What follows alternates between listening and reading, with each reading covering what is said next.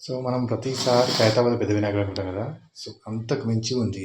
అది ఎక్కడ అంటే విజయవాడ డిండి సేవా సమితి 72 అడుగులు మట్టి వినాయకుడు అండి. సముద్రం అక్కడే నిర్మిస్తారు. సో దీని విశేషం ఏంటంటే 10 రోజులు పూజ 9 రోజులు పూజ అయిపోయిన తర్వాత అదే ఫైర్ ఇంజిన్ సాయంతో ఆ వినాయకుడిని నిమజ్జనం చేస్తారు అన్నట్టు. అక్కడే వినాయకుడిని తయారు చేసి అక్కడనే నిమజ్జనం చేస్తారు మట్టితోనే.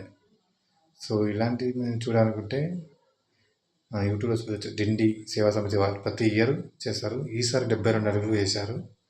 చూడండి ఎంత అద్భుతంగా ఉందో సరే. సో మనం అంత దూరం వెళ్ళలేం కాబట్టి మనం యూట్యూబ్లో చూసుకోవచ్చు.